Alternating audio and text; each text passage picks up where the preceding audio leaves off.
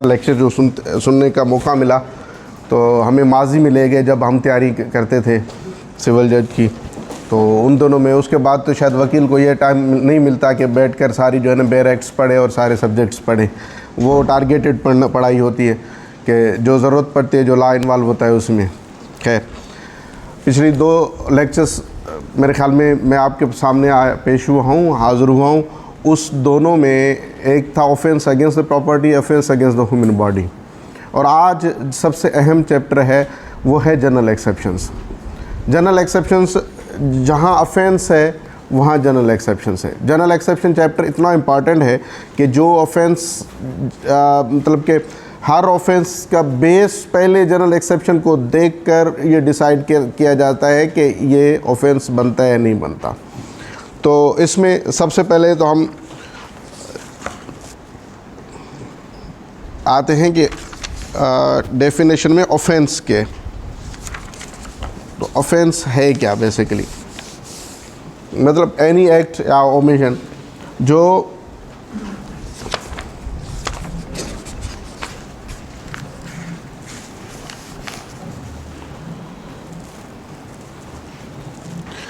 Any act और omission जो punishable by the code हों। कोड जो ताज़ीरात जिसे कहते हैं हम उर्दू में, ताज़ीरात हर मुल्क के अपना डिस्क्राइब किया होता है। हमारा जिस तरह पाकिस्तान पेनल कोड है, इंडिया में इंडियन पेनल कोड चल रहे हैं, तो वो पेनल कोड जो जिस पेनल कोड में ये डिसाइड किया हुआ है पनिशेबल हो कोड के मुताबिक, वो ऑफेंस होता है। अब हम चैप्टर जब इसमें जनरल एक्सेप्शन में जाते हैं तो उसमें ये डिसाइड हमने करना है कि आया ये ऑफेंस बन रहा है या नहीं बन रहा, आया ये जो अमल, जो एक्ट या जो ओमियन हो रहा है वो अपने किस सेंस में होता है, उसमें इंटेंशन शामिल है या नहीं है। मेन जो ऑफेंस के इंग्रेडिएंट हैं वो मेंस रिया और एक्टिस रिया है। Mains Riya is the main pillar of the offence. अगर मेंस रिया नहीं है तो वो ऑफेंस, फिर अब उसमें जनरल एक्सेप्शन में देखते हैं कि जो एक्टिस रिया हुआ है तो ये किस सेंस में हो रहा है। तो इसमें जनरल एक्सेप्शन में 76 सेक्शन से अनवर्ड है, 107 109 तक, मेरे ख्याल में 107 तक है। तो ये जनरल एक्सेप्शंस में है कि 76 है पहला चैप्टर। एक done by a person bound और by mistake of act believing himself bound by law. ऐसा 76 में ऐसा अमल जो बंदा कानूनी तौर करने के बाउंड है, उसको करने का उस पर फ़र्ज़ शामिल है कि उसने करना है। मिसाल के तौर पर अगर कोई जजमेंट पास हो जाती है, वो जलाद को कहते हैं कि भाई डेथ एग्जीक्यूट करें, जलाद रस्सी खींचता है, बंदा मर जाता है, तो वो बाउंड बाय लॉ है कि उसकी ड्यूटी ये है कि वो एक्ट करे। उसी तरीके से अगर इसी तरह वो उसको डेथ हो जाती है अपना वो रस्सी खींचने से या उसको एग्जीक्यूट कराने से, जजमेंट एग्जीक्यूट कराने पर अगर उसकी डेथ हो जाती है, वो जनरल एक्सेप्शन में होता है। इसमें एक इलस्ट्रेशन दी है कि a soldier fires and mobbed by the order of his superior officer in conformity with the commands of the law, A has committed no offense। अगर कोई इस तरह का राइटिंग है या कोई पब्लिक गैदरिंग है, मोब है जो नुकसानात पहुंचा रहे हैं, उसमें अगर किसी सिपाही को ये हुक्म होता है कि भाई आप इसको मोब को डिस्पर्स करें फॉर द पब्लिक इंटरेस्ट, आजकल पब्लिक इंटरेस्ट बहुत वो है, लफ्ज़ चल रहे हैं, खैर for the sake of performing his duty, अगर वो मोब पर कोई फायर करता है, उस कॉन्सिक्वेंसेस में कोई बंदा मर जाता है या कोई उसको नुकसान पहुंचता है, वो अमल एक्सेप्शन में आता है। उसके लिए वो सोल्जर इस तरीके से लायबल नहीं है कि उसको प्रोसिक्यूट किया जाए। एक्ट ऑफ अ जज व्हेन एक्टिंग जुडिशली, जो भी जुडिशल आर्डर्स हैं, अगर जिस तरह पहले मैं बता चुका हूँ कि इलस्ट्रेशन में कि अगर जज कन्विक्शन दे रहे हैं कि डेथ सेंटेंस के लिए, तो वो उसके लिए जुडिशली आर्डर उसने किया है, वो उस चीज़ के लायबल जज नहीं है कि उस पर जो है ना वो पनिश किया जाए या उसके लिए कोई उसके खिलाफ ऑफेंस चार्ज किया जाए। Act done pursuant to the judgment और आर्डर ऑफ द कोर्ट, ये वही सेम है कि वो अगर कोर्ट के आर्डर के मुताबिक उसको एग्जीक्यूट करने के इसमें जो अगर अमल हो रहा है, वो भी ऑफेंस में जनरल एक्सेप्शन में आता है। 79 सेक्शन है, उसमें कहते हैं कि act done by a person justified और by mistake of act believing himself justified by law. ये ऐसा अमल जिसमें उसको पता चल रहा है कि वो जस्टिफाइबल कोई अमल कर रहा है मगर उसकी वजह से थोड़ा सा मैं इसको इलस्ट्रेशन को पढ़ देता हूँ। A seizes Z commits what appears to A to be a murder an exercise to the best of his judgment accepted in good faith of the power which the law gives to all person for apprehend murders in the act seizes Z in order to bring Z before the proper authority A has committed no offence. A को पता है कि यार मुझे Z को पकड़ना है मगर वो जेड जो है बेसिकली वो बी है, मगर इसने बिलीव किया हुआ है कि ये जो बंदा है इसका नाम जेड है। उसको लेकर अगर कोर्ट में जाता है और जस्टिफाइबल लॉ है, उसके खिलाफ वारंट निकले हुए या तो वो भी जनरल एक्सेप्शन में है, वो भी के उसमें नहीं आता। Accident in doing a lawful act nothing is an offence which is done by accident और misfortune without any criminal intention. अच्छा, इसमें जनरल एक्सेप्शन में मेन चीज़ जो है, जिस तरह ऑफेंस में आपका इंटेंशन शामिल है, मीन्स रिया शामिल है, इसमें वो इंटेंशन ना हो। एक्सीडेंट मतलब कि उसमें यह है कि गुड फेथ में हो गया या मिस्टेक ऑफ लॉ मतलब कि फैक्ट हो गई, इस तरीके से जो चीज़ें हैं उसमें जनरल एक्सेप्शन में वो आती हैं। मगर इसमें यह है कि आप जो उसमें अगर मीन्स रिया शामिल हो जाता है तो उसमें वो ऑफेंस ही काउंट होता है। Nothing in offence which is done by accident और misfortune and without any criminal intention or knowledge in doing of lawful act in lawful manner by lawful means with proper care and conscience. A is at work with a hatchet, the head flies off and kills a man who is standing by. Here if there was no want of proper caution on the part of A, his act is executable, not an offense. Section 81 कहते हैं कि act likely to cause harm but done without criminal intent and to prevent other harm. मिसाल के तौर पर अगर एक building है, उस बिल्डिंग में आग लग गई है, उस आग को डिसकंटिन्यू करने के लिए अगर कोई ऐसा अमल है कि दूसरी बिल्डिंग को डैमेज कर रहे हैं या बंदा कोई उसमें आया है, उसको पता चल रहा है कि भाई बंदा उसमें फंसा हुआ है कोई आग में, उसको किसी ने निकाल कर नीचे कोई क्लॉथिंग वगैरह या कोई इस तरह के प्रिवेंट करने के लिए उसको कहीं फेंक रहे हैं, तो उस अमल की वजह से अगर उस बंदे की डेथ हो जाती है तो वो ऑफेंस नहीं है, क्योंकि वो act likely to cause harm but done without criminal intent to prevent other harm.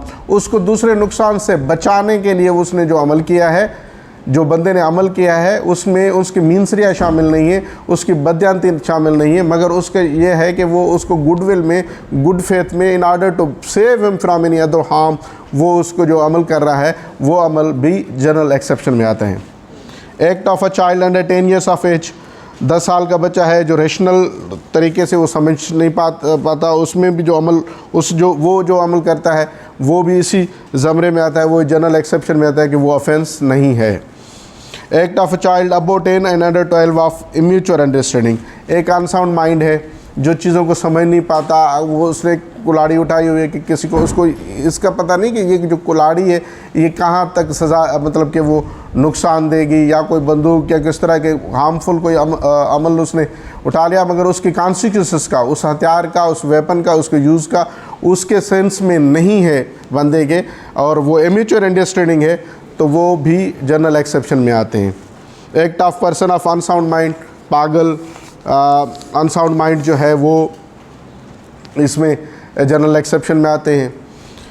और act of person incapable of judgment by reason of intoxication caused against his will, कोई ऐसा जो नशे और चीज़ें इस्तेमाल की हुई हो, मगर ये नहीं है कि कोई बंदा अपनी मर्ज़ी से कोई इंटॉक्सिकेशन लेकर, कोई नशा लेकर, कोई इस तरह की चीज़ लेकर जाकर ऑफेंस करे, वो जनरल एक्सेप्शन में आ जाए, वो नहीं है। मगर उसमें यह है कि अगर उसके विल, किसी ने किसी को कोई चीज़ पिला दी, उस पिलाने पे उसकी विल शामिल नहीं थी उस अमल में, मतलब कि बेवस लाचार होकर उसने वो अमल किया है, तो वो भी उसका जो एक्ट है वो जनरल एक्सेप्शन में आएगा।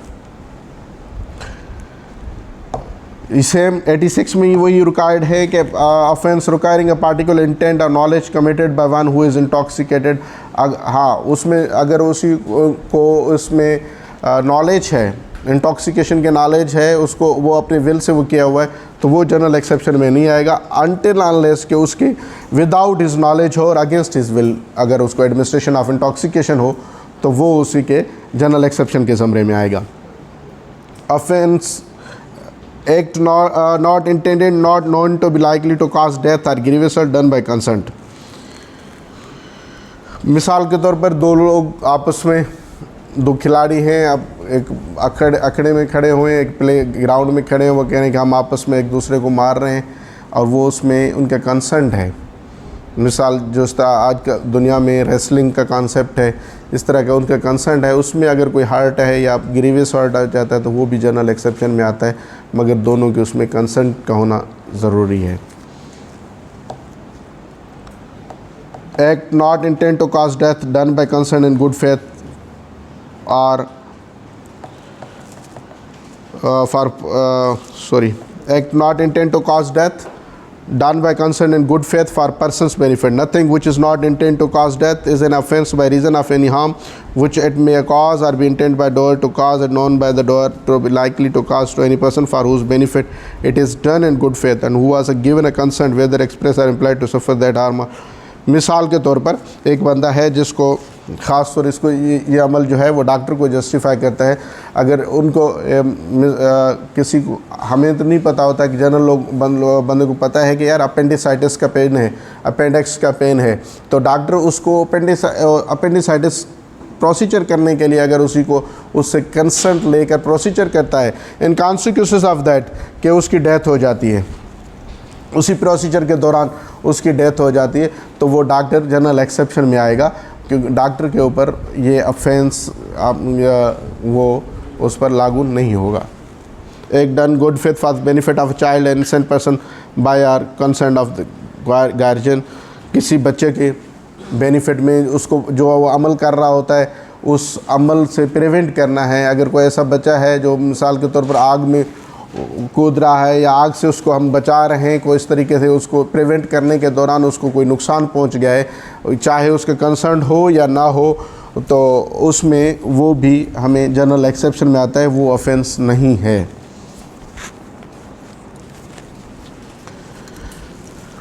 अच्छा, कंसेंट वो है जो फ्री विल से फ्री उस अपना सालम दिमागी से, साउंड माइंड और अपना फ्री विल से दिया जाए। अगर वो कंसेंट को ऐसा है जो मिसकंसेप्शन है, खौफ है या किसी प्रॉमिस के वजह से उसको उस कंसेंट किसी को लिया हुआ है, वो ऑफेंस में आता है, वो जनरल एक्सेप्शन में नहीं आएगा। कुछ ऐसे ऑफेंसेस हैं जिस ऑफेंसेस की कंसेंट देने के बावजूद भी वो उस जनरल एक्सेप्शन में नहीं आते।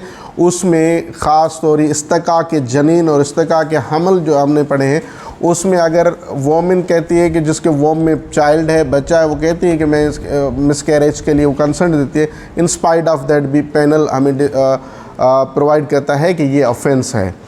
तो इस तरह के कुछ ऐसे ये हैं ऑफेंसेस हैं जिसमें ये एक्सेप्शंस नहीं आती, जिस कंसेंट देने के बाद भी ऑफेंस नहीं आती। जिसका एक मिसाल ये मिसकैरेज और इस्तिका के जनीन और इस्तिका के अमल जैसे जो ऑफेंसेस हैं, इसमें ये आते हैं। अच्छा, कोई ऐसा गुड फेथ में अगर काम कर रहा है विदाउट कंसेंट, वो भी हम जनरल एक्सेप्शन में चला जाता है। मिसाल के तौर पर अगर हम इसे कहते हैं कि एक सर्जन है, सर्जन अगर सर्जरी कर रहा है गुड फेथ में और उस consequences of that surgery the person went into death, तो वो भी जो है वो क्योंकि उसकी जो है अपना बंदे के कंसर्न है या नहीं है। एक तो ये कंडीशन है कि भाई कंसर्न उस दौरान देना है कि जो डॉक्टर प्री प्लान कोई चीज़ करने जा रहा है तो वो कंसर्न उनसे भी लेगा, लीगल एयर से देगा।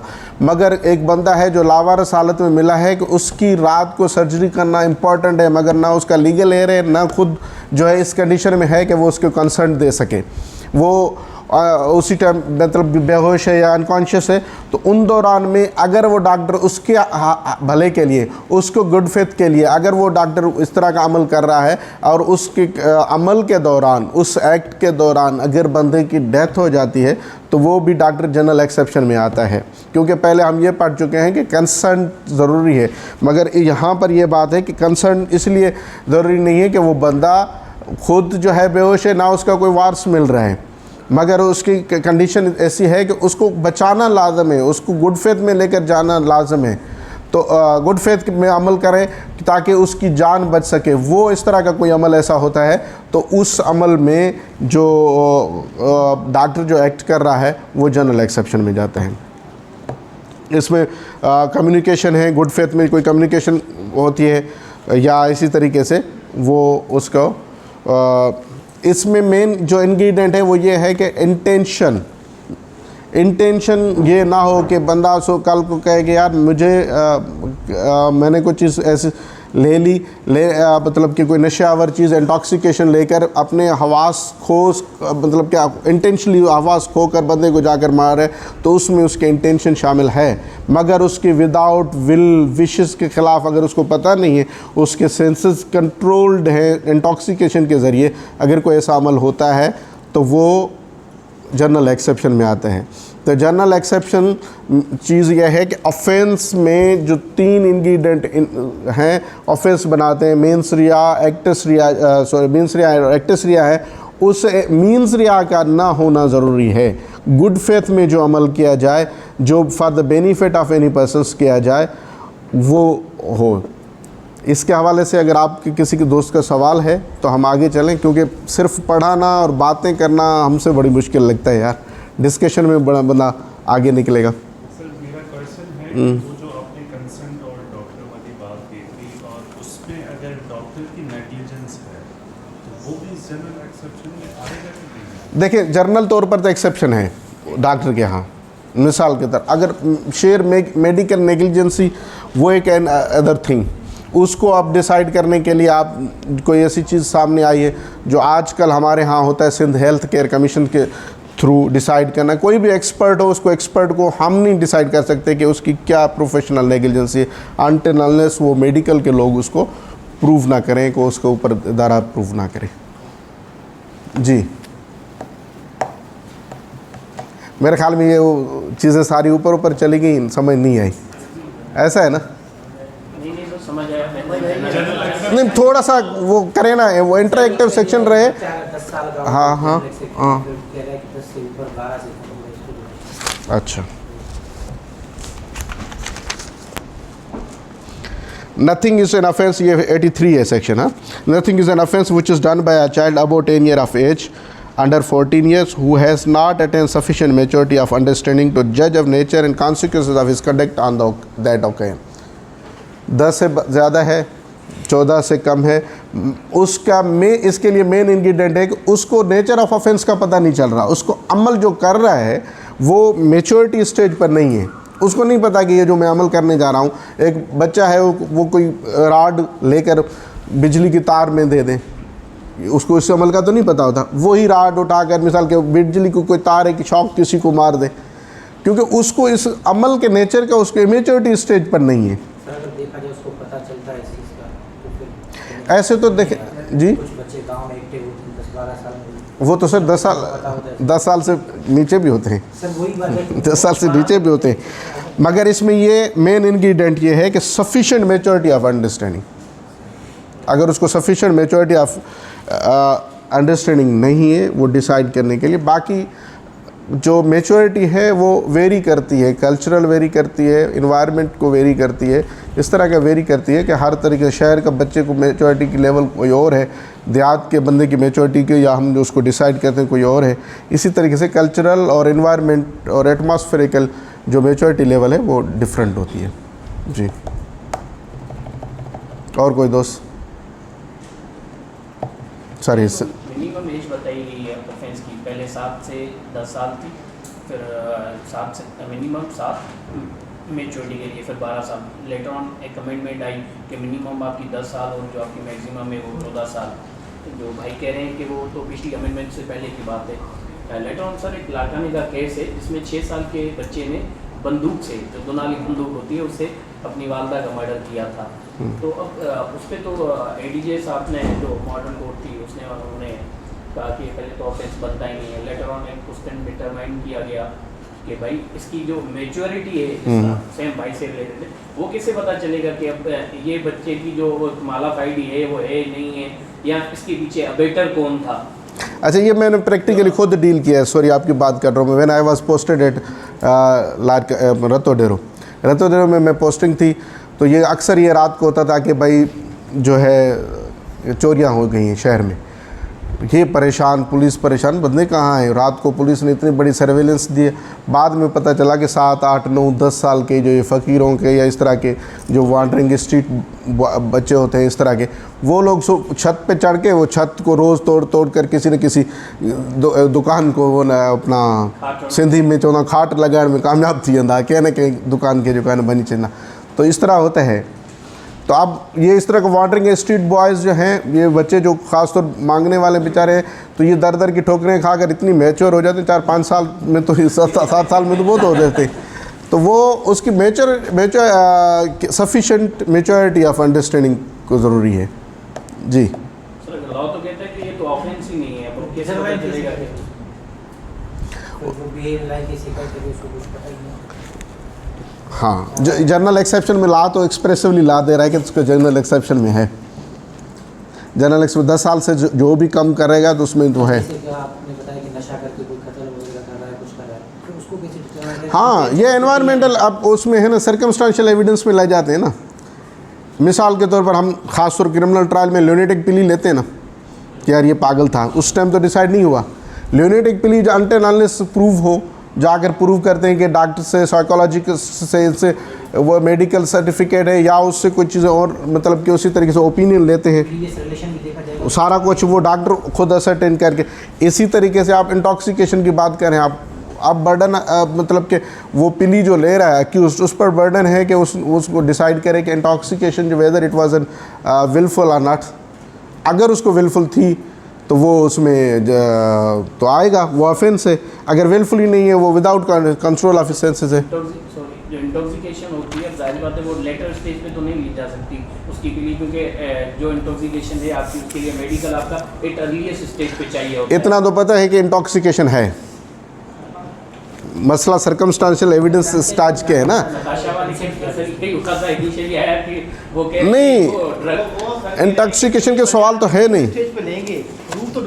ट्रायल करेंगे ना सर, लेकिन उसका जो मेडिकल है वो तो अर्लीस्ट स्टेज पे। मैं सर इसका रिप्लाई, मेडिकल शुरू में ही होगा, पिली आप शुरू में ही लेंगे, बट ये जो है कब आए, एविडेंशियल वैल्यू कब आया इसका, ट्रायल ही आएगा ना, वो सारी चीजें वो आप ले सकते हैं। Even all the general exceptions which are mentioned in the Pakistan penal code are to be taken in the very time. हाँ, ले सकते हैं, पर हम कौन सा बात कर रहे हैं पॉइंट डिटरमिनेशन की, when the court will determine, जब कोर्ट के सामने आएगी चीज तभी डिटरमिन करेंगे। आपका सवाल ये है कि टॉक्सिकेशन है नहीं है, देन एंड देयर डिसाइड करना है, ये है ना आपका बात। सर टॉक्सिकेशन का तो पता चल जाता है, क्वेश्चन जो कंप्लीट मेरा है ना कि एक ऑफेंस हुआ है, वो इंटॉक्सिकेशन की हालत में हुआ है, ठीक है, मान रहे रिमांड आया, ठीक है। अब वो जो इसकी इंटॉक्सिकेशन है उसकी पहले भले लेटर स्टेज पे ले, वो बैठ जाए भले लेटर स्टेज पे ले, लेकिन इंटॉक्सिकेशन की खबर कितने वाली वो तो जगह रिमांड में अच्छे तो at that time he magistrate नहीं, उसमें ये है कि उसने पिली ले ली, उसने आगे पिली में प्रूव करेगा ना, सर्कमस्टांसेस एविडेंस में प्रूव करेगा ना कि भाई ये कहाँ से आया था, आया इसने घर से खुद जो चीज़ें ली हैं, किसी ने दी हैं, वो तो उसी में आकर पिली लेने के बाद उसको जस्टिफाई करना है ना अक्यूज्ड को। जो पिली लेगा उसको बर्डन ऑफ प्रूफ उस पर शिफ्ट हो जाता है कि वो उसको साबित करे। हाँ, अर्लीस्ट स्टेज पर ये चीज़ है कि उसने इंटॉक्सिकेशन में है या नहीं है। इंटॉक्सिकेशन में है, उसने अपने डिफेंस पिली में कहा कि ये जो इंटॉक्सिकेशन है मैंने खुद नहीं की, मेरे जो है किसी ने मुझे दी है। अब जो किसी ने दी है उस पिली को तो प्रूफ अक्यूज साइड जो भी पिली लेगा तो उस बर्डन उस पर शिफ्ट हो जाएगा ना। सर अगर कोई जनरल एक्सेप्शन में आता है उसके खिलाफ एफआईआर बनती है नहीं बनती है, जैसे पुलिस वाले कर देते हैं 4-5 साल के बच्चे, ये बाद में डिसाइड करना है, पुलिस तो कर ही देती है, पुलिस तो डर। जो हम सेल्फ डिफेंस में जो एक्ट करते हैं उसका किस में है? प्राइवेट डिफेंस और सेल्फ डिफेंस में कोई ऐसा अमल जो आपका प्रॉपर्टी और जो आपकी बॉडी के जो उसको सेव करने के लिए, ये हम जा रहे हैं इसी पर 96, 97 और 98 में। Things done in private defence, nothing is an offence which is done in the exercise of right of private defence. और अक्सर पुलिस लिख देती है कि ये फ़लाँ के साथ मुकाबला हुआ और वो उसने फायरिंग कर रहा है तो हम अपनी जान के अमान पाते हुए हमने फायरिंग की और उस बंदे को मार दिया। अच्छा, सवाल आएंगे, इस चैप्टर में 2 या 3 आते हैं सवाल। तो ये प्रोपोर्शनेट, अच्छा ये पिली उठाने के लिए भी राइट ऑफ प्राइवेट डिफेंस हमें कहाँ हो जाता है, ये ना हो कि एक बंदा जिथरी उठाकर 15 गोलियां जिथरी के मारे अगले के पास डंडा है और जिथरी वाला कहे कि मैं प्राइवेट डिफेंस में जा रहा हूँ। तो उसके लिए भी जो पावर है वो प्रोपोर्शनेट पावर हो, एक दूसरे को जो है ना बराबरी का पावर हो, तो उसमें जाकर वो प्राइवेट डिफेंस मेड आउट होते हैं। Right of private defence of body and property, every person has the right subject to restriction contain in section 99 to defend. अब 99 में कौन सी है, act against which there is no right of private defence. ऐसे अमल जिसमें private defence का right नहीं है वो ये है कि there is no right of private defence against an act which does not reasonably caused by the apprehension of death और grievous hurt if done or attempt to be done by a public servant acting in good faith under color of his office, though that act may not be strictly justifiable by law. No right of private defense against an act which अच्छा private ये इसमें ये है कि अगर official duty को extend करने पर कोई किसी के रुकावट पैदा कर रहा है तो वो या एग्जीक्यूट करने में, जिस तरह मैंने पहले बताया कि एक सोल्जर है जिसको हुक्म मिला है कि भाई इसको मोब को डिस्पर्स करें, आप उसको गोलियाँ मतलब कि एरियल फायरिंग करें या कोई इस तरह की कहानी, उसमें खुदा न खास्ता किसी को गोली लग जाती है तो ये जो मोब से बंदा है वो उठकर उसको फायरिंग करके उसको मार दे, तो सेल्फ डिफेंस में ये सेल्फ डिफेंस नहीं है। या जस्टिफाइबल बाय लॉ, जिस तरह के एग्जीक्यूट करना है, डेथ पेनल्टी को एग्जीक्यूट करना है, वो वहाँ का जो कन्विक्टेड है उठकर जो है वो जलाद को मार दे, तो ये सेल्फ डिफेंस नहीं होगा। There is no right of private defence against an act which does not reasonably cause the apprehension of death or grievous hurt if done or attempt to be done by the direction of public servant acting in good faith under color of his office, though that direction may not be strictly justifiable by. There is no right of private defense in cases which there is time to have recourse to protect of public authorities. कोई ऐसा अमल जो public authorities के उसमें हो तो उसके खिलाफ भी कोई प्राइवेट डिफेंस नहीं है। तो इसी तरीके से इसकी जो जनरल एक्सेप्शंस दी हुई हैं तो उसमें right of private defence of body extend to the causing death, ये ख़ास तौर ये है कि जब मतलब कि बॉडी की तरफ जो है वो राइट ऑफ प्राइवेट डिफेंस का बनता है जब the right of private defence of body extend under the restriction mention in the last proceeding section to the voluntarily causing of death or of any other harm to the assailant if the offence which occasioned the exercise of right be of any of the descriptions hereinafter enumerated. Such an assault as may be reasonably caused the apprehension that death will otherwise be consequences of such assault. इसमें यह है कि private defence extend होगा जब कोई बंदा उसको ऐसा हमला जो हमला जानलेवा हमला है उसमें यह है कि ये जो असाल्ट है इसकी कॉन्सिक्वेंसेस डेथ्स होंगे तो उसमें राइट ऑफ प्राइवेट डिफेंस बनता है। Such an assault is reasonably caused apprehension that grievous hurt will otherwise be consequences of such assault.